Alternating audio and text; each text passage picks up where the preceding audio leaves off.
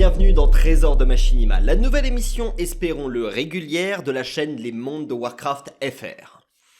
Bon, je crois que ça vous a plu.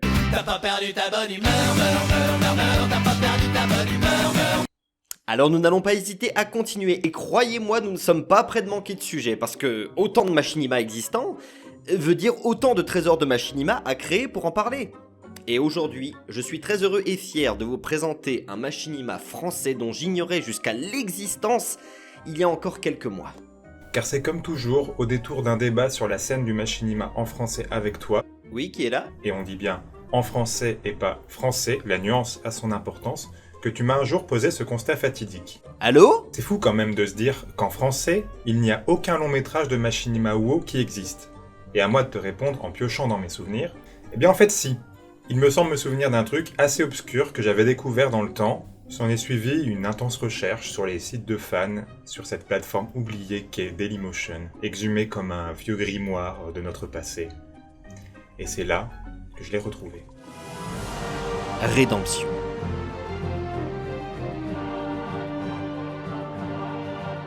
Au passage, pardonnez l'approximation des tirades de chacun, ça doit faire quand même 1 an qu'on a eu cette conversation, alors me faites pas chier. Sur mes imitations non plus, c'est pas le débat. Sinon, moi c'est Kulgur de Machinima Sentinelle.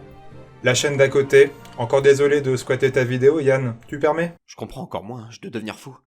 Reprenons. Si la nuance du « en français » et pas « français » a son importance, c'est parce que d'autres Machinima français cochent ces cases, notamment Demonheart, qui, bien qu'en anglais, a été écrit et réalisé par un réalisateur français, notre cher sage national.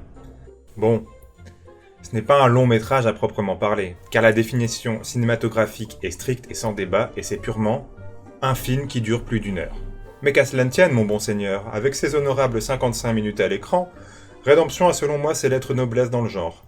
Et pour la simple et bonne raison qu'on ne consomme pas ce Machinima comme on consommerait une vidéo humoristique de Notak, ou de n'importe qui d'autre. Il convient pour ce film de se mettre dans l'ambiance, de prendre un thé chaud, de s'assurer qu'on a 1 heure devant nous, de mettre un petit plaid sur ses épaules, ce qui en ce sens en fait bien plus un long métrage qu'autre chose. Ok, globalement je suis assez d'accord avec ce que dit la voix dans ma tête, donc on va la laisser parler. Le créateur de ce Machinima est donc Alaric. Non, pas ce Alaric là. Alaric de l'armée de Saladin, donc une guilde sur le serveur Suramar sur World of Warcraft officiel. Donc le Machinima a été réalisé avec l'aide de multiples personnes, probablement pour la quasi-totalité issue de sa guilde, dont les noms sont d'ailleurs crédités au générique de fin, tels que Moratti, Piskikupats, Lunastasia, Uroboros, Limage, Warfalak, Brutave, ainsi que les doubleurs qui sont Isabelle Altemer, Jocelyne Dufour, Amandine Pommier, Damien Laquet et Laurent Pasquier ? Le doubleur de Mickey ? Je vous promets que rien que cette première information m'a mis sur le cul. Autant aujourd'hui il est plus simple de rentrer en contact avec des doubleurs et acteurs de talent, comme nous l'ont prouvé les multiples apparitions de Pierre-Alain de Garrigue dans beaucoup d'œuvres amateurs par exemple. Mais merde ! Fin 2010, avoir l'authentique doubleur de Mickey depuis 1999 comme acteur dans ton Machinima ? Ça sent bon! Bref, je termine quand même. Le Machinima ayant donc été globalement réalisé et monté sur Virtual Dub, Particle Illusions, WoW Model Viewer, Adobe Premiere et Sony Vegas. Certaines images ayant été tournées à la fois sur un serveur privé nommé La Confrérie du RP et à la fois sur officiel. Une chose importante à préciser est que Alaric, le créateur de ce Machinima, a complètement disparu. Ouais. Et si ce Machinima a quelque chose de si obscur, c'est aussi parce qu'on ne connaît ni n'avons pu apprécier aucune autre production de ce machinéaste complètement inconnu au bataillon et méconnu au Panthéon. Et franchement, commencer sa carrière de machinéaste avec un long métrage d'une telle masterclass, déposer ça là en mode chill, pour disparaître ensuite des radars, bah mine de rien c'est couillu. On est à 8 sur 10 sur l'échelle de Tale of the Past 3 sur le coup mes petits gars. En effet. Ce sont malheureusement des choses qui arrivent dans le domaine du Machinima. Certains des plus vieux créateurs de ce genre d'œuvres empruntent de nouvelles voies, disparaissent. Certains arrêtent de jouer, d'autres arrêtent YouTube, et parfois on se retrouve avec des Machinima qui finissent par appartenir plus à leur public qu'à leur créateur, tant celui-ci semble s'en être désintéressé. L'exemple le plus connu de ce genre de phénomène étant Martin Falk, le créateur de l'incroyable Tales of the Past, qui est devenu impossible à retrouver. Et combien de projets ambitieux ont été avortés, abandonnés et ne sont visibles qu'au travers d'une seule bande d'annonces ? Dans ce milieu, de la motivation et de l'ambition, il y en a souvent. Mais la faire durer et se concrétiser, d'un coup c'est beaucoup plus tendax. Et là, c'est le modeste machinéaste qui n'a pas fait avancer sa série depuis 4 ans, qui sait de quoi il parle. Et là, pour le coup, c'est presque du fond qui fouine sur 20. Oui, bah je fais ce que je peux, hein. Le seul endroit où est encore disponible Redemption, c'est sur Dailymotion, à l'adresse d'une chaîne Dailymotion de 10 abonnés appelée Game TV, dont le site officiel est inactif depuis des années, et dont le dernier sujet était de trouver où étaient les meilleurs jeux casino. Ouais. Je suis pas sûr que le machinima soit leur sujet de conversation principal aujourd'hui. C'est la raison pour laquelle les mondes de Warcraft FR a pris la décision de le diffuser sur leur chaîne, afin de donner une nouvelle jeunesse dans sa popularité à ce machinima au sein de la communauté. Car au-delà du débat sur le fait qu'on puisse potentiellement s'approprier le travail d'Alaric sur cette chaîne YouTube, nous voyons cela plutôt comme de la préservation du patrimoine et de la mise en avant de celui-ci. Et si les ayants droit se manifestent suite à cette vidéo, croyez bien qu'on sera à l'écoute de leurs potentielles revendications. Et puis de toute façon, il est bel et bien spécifié au générique de fin que le film appartient à tous les joueurs de World of Warcraft et qu'on peut en faire ce qu'on veut. Chouette, non ? Et c'est grâce à cela que je pourrais vous rediriger vers ce machinima afin de vous inviter à le regarder, mais seulement une fois que j'aurai fini d'en parler. Et d'ailleurs, c'est le moment de s'y mettre. Chose inhabituelle mais amusante, le machinima ne s'ouvre donc pas sur un événement à l'intérieur du récit, mais sur les multiples commentaires des fans de machinima de l'époque, impatients de voir Redemption arriver. Et un faux commentaire de Libit, qui m'a donné envie de pleurer, à la fois de rire et de tristesse, je l'avoue. C'est après cela que le machinima commence réellement. Une caméra exécutant un travelling avant sur les splendides montagnes de Dun Morog avec une fluidité parfaitement maîtrisée. Et c'est à travers un éclair lumineux que le titre s'affiche, grand classique mais efficace et toujours splendide à observer. L'image d'un aigle parfaitement incrusté suivant cette action et accompagnant les annotations suivantes du générique nous donnant une idée du talent d'incrustation du réalisateur. Tout ce qui sera fait sur WoW Model Viewer dans ce machinima sera sans aucun doute fait avec habileté. Très classique, mais très efficace. On suit les règles tacites du cinéma, des plans larges pour présenter les lieux, une musique épique qui donne le ton que va prendre le récit, jusqu'à arriver sur des plans plus serrés, sur les personnages, pour commencer les dialogues. C'est intuitif et on est loin d'être perdu, et tout ça en même temps qu'on déroule le générique, on gagne du temps, on optimise le temps à l'écran. C'est bien. Petite parenthèse, il y a dans ce machinima deux inspirations que je trouve fort marquées. Tales of the Past, dont je vous ai parlé plus tôt, et Le Seigneur des Anneaux. Tandis que le premier s'exprime à travers des concepts déjà observés dans Tales of the Past, comme par exemple la scène où le narrateur raconte l'histoire de nos protagonistes dans une taverne naine avant de se faire tuer par l'antagoniste.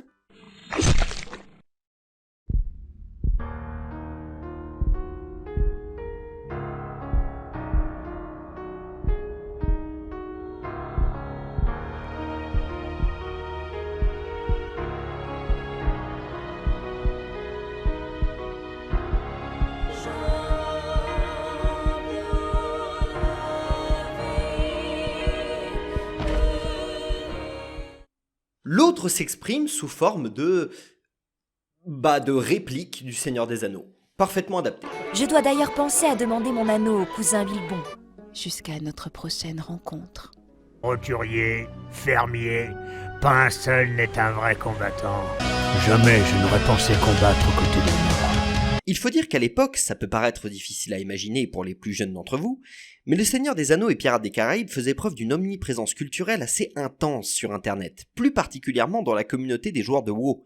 Dans Tales of the Past, des références au Seigneur des Anneaux et des musiques de Pirates des Caraïbes, la vidéo d'Onyxia, très connue avec des références au mot Whelp, la façon dont Jack Sparrow appelle Will Turner dans le film en VO, World of Warcraft et la musique en intro, Lord of the Bling, bref, tout un tas de choses dont on reparlera plus tard. Et donc, comme je vous le disais, le machinima s'ouvre sur une narration nous exposant l'histoire des protagonistes, contée par une gnome dans une taverne bondée. Inutile de vous dire que la doubleuse est on ne peut plus talentueuse et que sa voix rythme parfaitement le récit. Mais si on veut être tatillon, on pourrait se dire que le doublage de la gnome ne colle pas spécialement à ce qu'on a l'habitude d'entendre pour ce genre de petits personnages. Ce qui la rend en décalage avec l'univers. Mais cela n'enlève en rien le talent de la comédienne de doublage à l'œuvre, et honnêtement.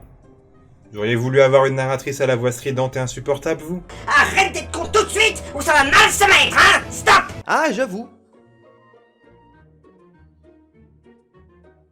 Bref, elle décide de nous parler de l'histoire d'Alaric et Garlin, nos personnages principaux. L'histoire se déroule dans les ruines d'Uldaman, où les deux frères nains, membres de la Ligue des Explorateurs, font face à une péripétie dont la nature a déjà été vue de nombreuses fois, mais dont l'exécution scénaristique, narrative et surtout visuelle, bordel, regardez-moi ces effets, est on ne peut plus correcte. On les voit converser, miner, avant de se voir assaillis par des trogs, l'attaque se voyant si violente que la structure d'Uldaman elle-même est secouée jusqu'à ce que le sol s'effondre et que les deux frères soient séparés par un étrange événement. Au milieu de la brume de poussière, Alaric voit son frère Garlin s'éloigner aux côtés d'une silhouette ressemblant trait pour trait à Medivh, avant de le perdre pour toujours. Et bien que le début soit classique, le coup de la narratrice de l'auberge s'est vu et revu en fantaisie, on va pas se mentir. Mais que dire de l'histoire d'un archéologue nain ? Je veux dire, vous en connaissez beaucoup des machinima qui parlent d'Uldaman, de nains et de leurs origines ? Pas tant que ça, hein. L'histoire prend véritablement ancrage dans quelque chose qu'on a peu l'habitude de voir et c'est rafraîchissant. Et puis, c'est bien écrit, sans être pompeux, vocabulaire, rythme, imagerie. Tout est crédible et rien ne sort de son cadre, c'est maîtrisé. Cela se prend au sérieux, on a envie de les prendre au sérieux, et là je pense notamment au doublage et à la qualité sonore, qui fait toute la différence sur ce genre d'œuvre d'aventure sérieuse. Je n'en reviens pas qu'on soit à 6 minutes de film et que le film nous présente déjà sa nature et ses ambitions au complet. En effet, à travers l'exposition visuelle qui se concentre sur des plans globaux pour filmer l'intégralité d'un décor, de la montagne de Dunmorog à la taverne de Caranos, des grandes salles d'Uldaman à la vaste brume, la caméra offre au spectateur un voyage, à travers de nombreux paysages, dans lequel il veut vous plonger via l'histoire qui l'habille d'une narration se concentrant sur de multiples métaphores et figures de style poétique, autant dans le texte que dans les images. Et enfin, une histoire très personnelle, très fermée, pas de grands conflits entre deux pays ou deux armées comptant 1 million de combattants sur du two step from hell. Deux nains, deux frères et leur péril, du voyage, du lyrisme et de la modestie.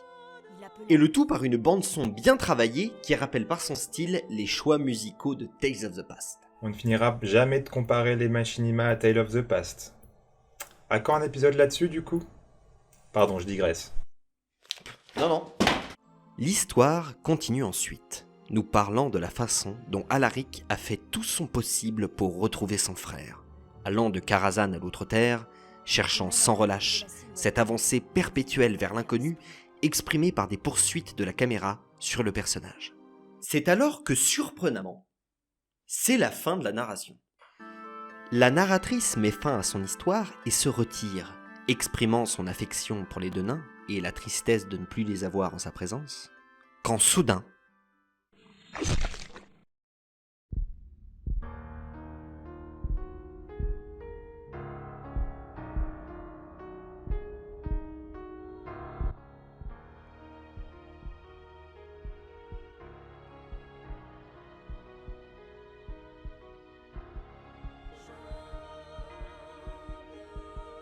Je vous en avais parlé au début, mais pourtant cette scène m'a totalement surpris. Je ne m'y attendais pas du tout, ce qui crée une force dans le récit. Ce film peut vous surprendre, au-delà de la référence à Tales of the Past. La façon dont était contée l'histoire s'achève donc sur l'attaque de ce chevalier de la mort, massacrant l'intégralité de la taverne. Et c'est à partir de là que le récit se poursuit différemment, sans narration, rythmé par les dialogues, la bande-son et les images. Et tout ça, c'est plutôt malin. Pour moi, ça renforce les enjeux du récit en sortant du cadre de la narration et en s'ancrant dans la réalité du moment. On montre que l'histoire reste à écrire et que le futur est incertain. De fait, c'est une manière assez habile de raconter le background, le lore de ces personnages, tout en allant vers un monde qui peut évoluer et où ensuite tout peut se passer. En témoignent ces malheureux dans l'auberge. L'histoire ne se finira pas avec ce statu quo de conte qu'on écoute au chaud sous son plaid. Et cela, ça change tout. On retrouve donc notre nain, Alaric, conversant avec Morathi, une elfe de la nuit, membre du groupe dont il fait partie, lui annonçant son départ de ce dernier. Alaric dit se sentir épuisé d'avoir cherché son frère partout, d'avoir parcouru tout Azeroth, d'avoir combattu à leur côté au Temple Noir pour voir certains de ses compagnons périr afin de récupérer un objet apparemment capable de lutter contre le roi Lich. Même si l'objet en question n'a en vérité que peu d'intérêt dans le récit. ce qui exprime de nouveau par ailleurs la modestie de ce récit. En fait, cette histoire, elle sert de prétexte pour deux choses. La première, c'est de montrer que nos deux protagonistes ont du vécu, et du vécu ensemble au travers de tragédies et de moments difficiles. La seconde, c'est pour introduire le vrai sujet du récit, à savoir la menace du fléau. Avant que ceux-ci ne se séparent, l'une gardant foi en le sens du devoir de son compagnon, et lui résigné à rentrer à Dunmorog afin de prendre sa retraite, en quelque sorte, leur conversation est rythmée par les flashbacks exposant les propos qu'ils tiennent sur le passé commun, et des plans statiques ou des poursuites, nous figeant à la fois dans l'instant présent et dans leurs instants passés. C'est ensuite un beau et long passage musical qui nous transporte à travers l'ellipse temporelle, Alaric qui voyage. C'est quelque chose qui est loin d'être nouveau, autant dans le domaine du machinima que dans le domaine du cinéma en général. Pendant un temps, filmer des personnages voyagés fut moi-même ma marque de fabrique, mais là en plus, l'intention dans la mise en place des fondus enchaînés d'une image à l'autre, les très nombreux lieux qu'Alaric visite, la caméra se concentrant à la fois sur lui et sur ce qu'il observe, appuie l'ambition du créateur. Toujours le voyage, toujours ce lyrisme, cette fois dévoilé exclusivement à travers les images, cette douceur, cette mélancolie, cet épuisement dans le comportement du personnage, se devine entièrement et uniquement grâce à ce que l'on voit. Et c'est là pour moi l'un des rares défauts de ce machinima. Alors peut-être pas sur cette scène en particulier, mais globalement, il y a beaucoup de scènes de voyage qui, je trouve, augmentent artificiellement la durée du film, et qui, je pense, pourraient perdre les quelques personnes qui ne sont pas réceptives à ces moments de poésie. Je pense à titre personnel qu'il manquait vraiment pas grand-chose, raccourcir un brin ces moments pour les rendre juste parfaits. Après, je comprends la volonté de l'artiste et je comprends que quand on est réal, on aime vouloir tout montrer, mettre dans son film tout ce qu'on a pu tourner, pour ne pas avoir l'air d'avoir bossé des plans pour rien, laisser se terminer sa belle musique, tout un tas de raisons. Après, qu'on s'entende bien, je peux pas être sûr que ce soit vraiment les raisons qui ont fait et qui ont justifié ces longueurs. Mais au final, dans chaque film, il y a des scènes coupées au montage. C'est triste pour ceux qui travaillent dessus, mais c'est la réalité du cinéma. Ensuite, le machinima nous fait cadeau d'une superbe scène de rêve. Garlin, reviens. Ne me laisse pas. Garlin, reviens. Ne pleure pas sur mon tombeau. Je vous avais déjà exposé en quoi c'était une méthode d'introduction à n'importe quel concept très efficace dans le dernier trésor de machinima. Mais ici, bien que la chose soit tout aussi abstraite que dans La Fille des Lunes, une chose se rajoute. Un poème. Et paf! Encore une énorme preuve de l'ambition lyrique du créateur. V'là! Et le tout sur du Rammstein quand même. Comme quoi le type a des couilles. C'est rythmé, les plans sont magnifiques, c'est beau en fait, tout simplement. Qu'on apprécie le style ou pas de la musique, ou même le poème en lui-même d'ailleurs, car c'est l'adaptation à la sauce Wu d'un magnifique poème de Marie-Elisabeth Frey.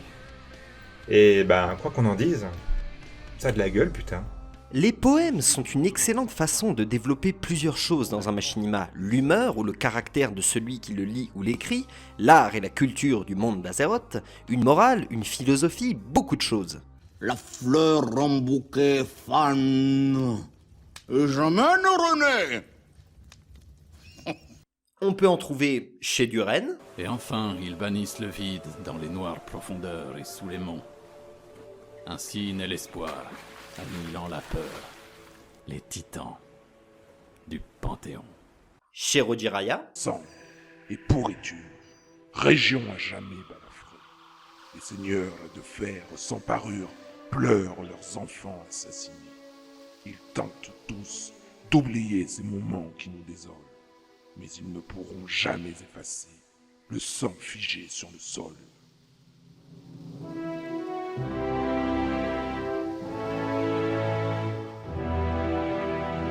Chez Funky Fouine.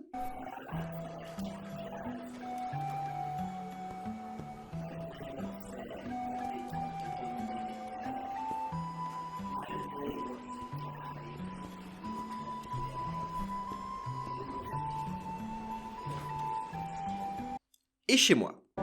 Mettez fin à ce tourment. L'esprit nous ment et s'avilit. Nos forces s'épuisent, mort sans surprise. Et tout finit dans la non-vie. Et bordel de merde, si on trouve ça aussi chez moi, c'est parce que j'adore les poèmes. J'adore voir ça dans le monde du machinima. Et en l'occurrence, celui-ci est très beau et en plus a son importance dans le récit. Déjà plus tard dans le machinima, mais aussi à cet instant précis, car ce rêve réveille Alaric en sursaut et le pousse à foncer à plus vive allure à Kharanos pour être sûr que ses anciens camarades vont bien. Et oui, comme quoi, la narration de départ est parfaitement ancrée au récit et ne sert pas de prétexte pour raconter l'histoire. Mais tout cela va au-delà, c'est un enjeu, un élément perturbateur du récit. Par ailleurs, le rêve se termine sur une synchronisation parfaite entre un cri d'Alaric qui devrait être entendu et le violent cri issu de la musique. Et donc, le déplacement d'Alaric jusqu'à Kharanos, cette fois dans la panique, se fait plus brutal, plus nerveux, tout comme la caméra qui prend à peine le temps de faire des plans de plus de 5 secondes. Et bien sûr, sur place, il découvre le massacre. La ville entière est jonchée de cadavres, et nul ne subsiste, mis à part un ou deux montagnards arrivés trop tard. Cette tragédie réveille le désir de se battre d'Alaric, et celui-ci repart pour Hurlevent afin d'accompagner son ami elfe en Orphandre, dans le but de participer à leur façon au conflit contre le roi Lich. Cette détermination éveillée accélère le montage et le rythme sur une musique épique jusqu'à ce que l'action s'achève. Le calme de Hurlevent s'éveillant aux cloches, annonçant le départ des armées pour le Norfandre. Un contraste puissant entre la violence d'un conflit et le silencieux appel des troupes. Force est de constater qu'il a été efficace de nouveau. On n'a pas besoin de plus pour comprendre le revirement d'Alaric. Le tout en se servant d'un rythme effréné pour appuyer son propos, pas besoin de dialogue, c'est acté, il veut botter des culs. Mais il laisse quand même ensuite le récit un peu souffler et respirer, c'est de bonne aloi. Cependant, je ne suis pas hyper fanat de la colorimétrie du moment, le fait de vouloir rendre les choses plus sombres qu'elles ne le sont à outrance, ça sature les couleurs foncées, on perd les détails, les choses sombres ne devenant presque que des silhouettes sous ces ombres un peu trop marquées. C'est une erreur qu'on voyait souvent dans les machinima de cette époque qui se voulaient sérieux avec un voile de contraste. Mais bon, on a tous fait ce genre d'erreur à nos premiers machinima, non? Vraiment? Bon.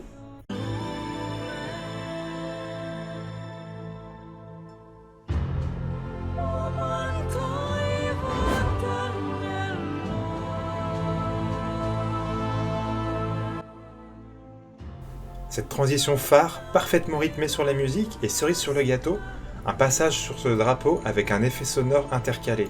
C'est clairement ce genre de petit détail qui fait qu'on a affaire à un réalisateur avec une vision précise de ce qu'il veut. On est loin d'un amateur qui fait mumuse en monture volante et qui cale dessus sa musique épique. Il faut bien l'admettre. Bien qu'il y ait certaines longueurs et des plans encore un peu redondants. Les personnages parviennent en Orphandre et se dirigent tous deux vers le brise-ciel.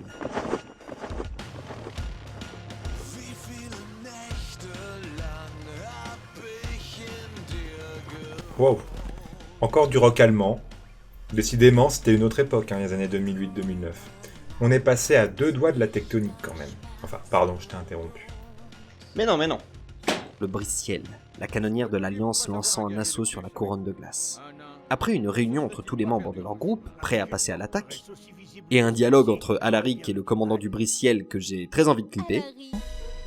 C'est qui ce grand galonné? Pardon? Que tu parles comme ça, mec? Et c'est alors que le dernier acte commence. Les troupes se déploient. La caméra est rapide, précise, localisée sur les effets d'attaque magique, les corps à corps entre les personnages et les ghouls du fléau. Le combat est aussi dynamique qu'il peut l'être et maintient l'attention des spectateurs sur son action nerveuse et très esthétiquement exécutée. Ah, la bagarre.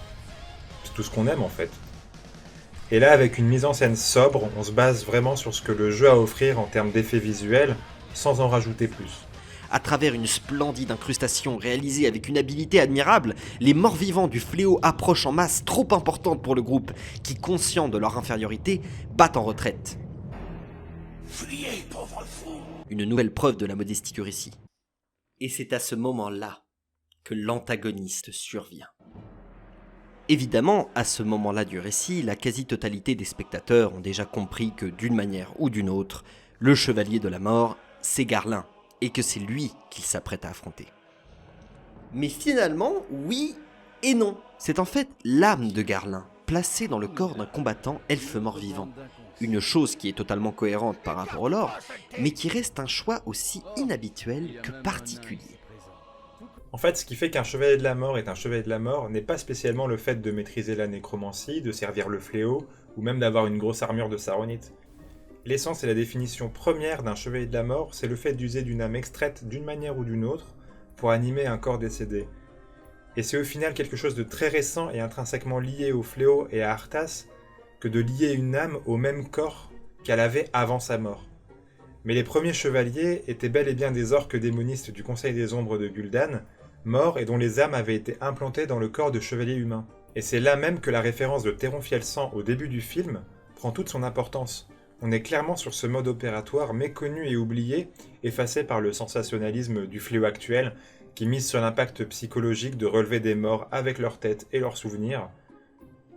Et en même temps... Je dirais qu'il faut beaucoup de bravoure pour affronter ses ennemis, mais qu'il en faut encore plus pour affronter ses amis. Mais franchement, je trouve ça cool. D'autant plus que c'est malin pour brouiller les pistes pour l'annonce de son identité, et ça prouve là encore une maîtrise d'un certain aspect du lore, bien plus méconnu et mis en avant, c'est rafraîchissant. Bien sûr, nos personnages se confrontent au Chevalier de la Mort, avec la voix incroyable de Laurent Pasquier. Laurent Pasquier, bordel de merde! Écoutez cette voix profonde et grave, il est trop cool! Caranos. Oui, il devait s'agir de cela. Mais quelle importance du nom tant que le plaisir du massacre est présent. Masterclass. On se demande encore vraiment ce que fait un tel casting-là, et encore une fois, c'est toujours la qualité sonore au rendez-vous qui vous fera rester sur une œuvre, bien plus que l'aspect visuel selon moi. Le combat final s'engage alors, entre Garlin et Alaric. Et pour le coup, contrairement à la scène de combat précédente, un soin plus particulier est accordé au combat final à base d'incrustations et de chorégraphies bien plus travaillées, bien plus précises et détaillées, histoire vraiment de terminer sur la fin dans une montée en puissance des effets pour un vrai bouquet final. Alaric ne se rendant compte qu'il s'agit de son frère qu'au dernier moment, quand les premiers vers de son poème ne lui échappent à l'approche de sa mort. Ne pleure pas sur ma tombe, je n'y suis pas. L'insistance d'Alaric à lui faire cracher l'origine du poème fait reprendre ses esprits au Chevalier de la Mort. À travers un tout dernier flashback, Garlin se remémore, explique alors que la silhouette dans la brume s'était trouvée être l'esprit du roi Lich, corrompant le nain et l'obligeant à rejoindre ses rangs après avoir transféré son âme dans le corps d'un grand guerrier elfe. Une révélation non sans faire référence sans doute aux machinations de Sargeras ou de Kil'jaeden, prenant l'apparence d'esprits au demeurant bons pour tromper respectivement les Draenei ou Ner'zhul. Le roi Lich a-t-il ce type de pouvoir? Peut-être. C'est plausible. Avec le culte des damnés, il a dû en faire beaucoup de promesses comme ça. C'est une ombre du lore qui est, je trouve, parfaitement exploitée, même si on n'a pas d'exemple de ce procédé pour façonner des chevaliers de la mort. Cela reste au service du récit qui, au final, se suffit à lui-même et ça, c'est beau. De nouveau lui-même, et voyant les forces du fléau, Garlin décide de se sacrifier pour permettre au groupe d'atteindre la citadelle de la couronne de glace, afin d'obtenir sa rédemption. Eh oui, la boucle est bouclée. Et quel sacrifice! Le titre qui prend tout son sens, j'en ai la larme au bout de la b***.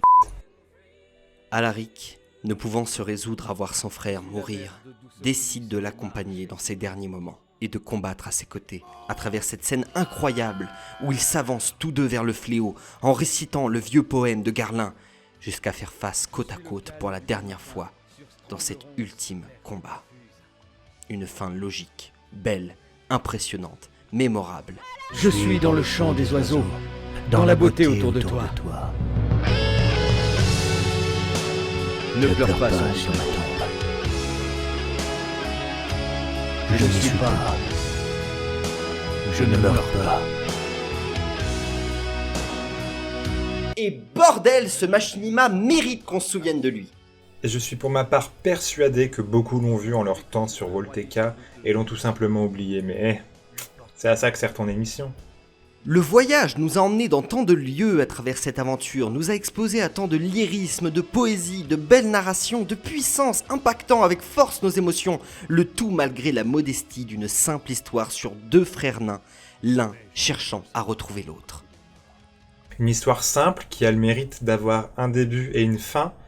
Et dans la sphère des machinima où il existe bon nombre de projets et de séries ambitieuses qui ne se terminent jamais, ça en fait déjà une pépite. Le voyage, le lyrisme et la modestie.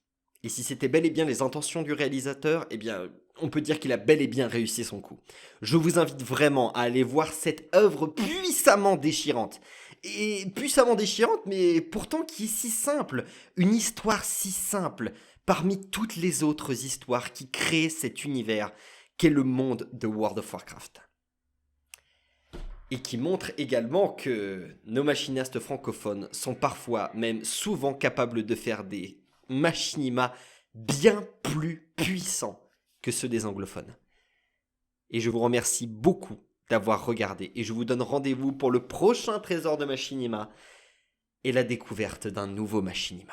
Et je vous laisse donc sur le dernier message que notre équipe technique... L'équipe technique, c'est surtout moi qui scrolle sur des forums. ...a trouvé d'Alaric concernant son machinima.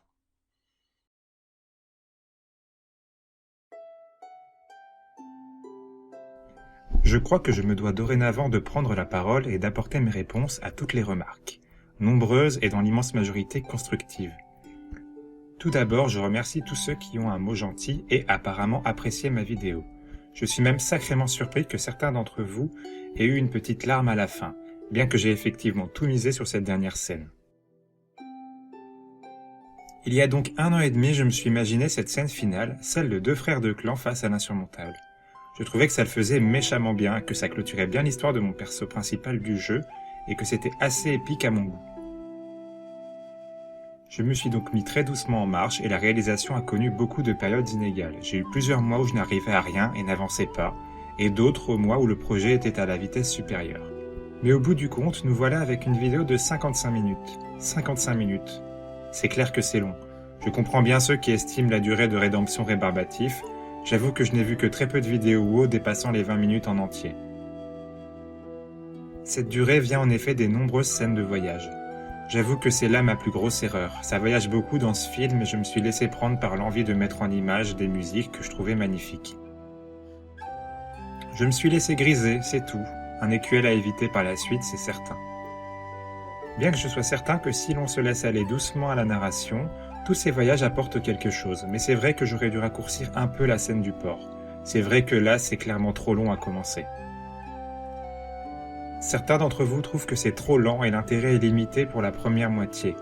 Là aussi, c'est vrai que l'action n'est pas particulièrement soutenue les 20 premières minutes, et pourtant j'ai essayé de casser un peu cette longue introduction via les scènes de flashback. Mais il y a tellement à dire pour planter le décor, je ne sais pas comment j'aurais pu balancer tout de suite la partie action sans une bonne grosse introduction pour ces 2 histoires. Je n'ai pas voulu faire de Rédemption une démonstration de technicité, assez limitée il faut dire. Ni une pluie d'action sans discontinuer. Ce n'est pas une vidéo PvE ni PvP, c'est une histoire que j'ai voulu raconter. C'est long à s'accélérer, mais bon, ça doit bien arriver dans certains films que l'on va voir au ciné, non? Même pas un peu? Pour ce qui est des voix, je crois que là je n'y suis pour rien, c'est tout le talent des voix professionnelles qui m'ont permis d'atteindre cette qualité. Et Dieu sait que ça sauve la vidéo quand on voit la qualité désastreuse qu'il y avait lors de la bande-annonce publiée sur Jojip également. Je n'ai pas honte de le dire, sans leur talent, Rédemption aurait été bien mauvais. Ah oui, vous êtes pas mal à regretter la voix de la gnome, pas assez comme dans le jeu. On va dire que c'est un parti pris et que je pense que toutes les gnomes n'ont pas besoin d'avoir cette petite voix espiègle. On est pour le coup trop imprégné par ce qu'il y a dans le jeu. Après, il y a ceux qui ne comprennent pas pourquoi le nain disparu réapparaît en elfe de la nuit. À l'origine, un chevalier de la mort est un combattant créé par les savoirs profanes des orques. Il s'agissait d'insérer l'esprit d'un orque décédé dans le corps d'un chevalier humain, lui-même aussi décédé au combat. Le premier chevalier de la mort n'est autre que Théron, un des boss du Temple Noir, et Théron était à l'origine un orque. En outre, je voulais garder un tout petit peu l'effet de surprise. Si j'avais pris un chevalier de la mort nain, le lien avec le frère disparu se serait fait dès la première seconde pour le spectateur, ce qui aurait tué l'effet que j'essayais d'apporter. Autre petite chose, désolé de vous décevoir et c'est une chose que j'ai omis de mettre dans les crédits de fin, le poème n'est pas de moi mais tout simplement de Blizzard. Un PNJ se trouvant chez les Aldor à Chatra récite ce poème à qui veut l'entendre. Pour la petite histoire, il s'agissait d'un hommage à un jeune ado décédé et fan du jeu semble-t-il. Et je me suis servi de ce poème afin qu'il soit en quelque sorte le fil conducteur de la vidéo. Ah oui, et pour Section 8, franchement, le fait que l'elfe du groupe de combat est un stuff dépareillé, qu'il n'y ait pas de T7, de HS, tout ça, je m'en fiche un peu pas mal. Comme Moratti est également une druide, je ne voulais pas avoir 2 fois le même équipement sur des persos. Et déjà que dégoter des joueurs motivés à faire les acteurs des soirées entières n'est pas évident, faut-il encore qu'ils aient un équipement qui visuellement convienne. Et dernière chose, plus j'y pense et plus je me dis que ceux qui m'ont reproché le truc sur Olivitz avaient raison, j'ai tout simplement maladroitement amené la chose. Sorry Olivitz, sache que tu es un de ceux qui m'a donné envie de faire Rédemption. Et je serais ravi de discuter avec vous de tout cela, alors soit vous me rejoignez sur Game TV ou alors rendez-vous sur Suramar. Merci d'avoir tout lu, vous avez accompli un autre haut fait. Alaric, tu nous saoules.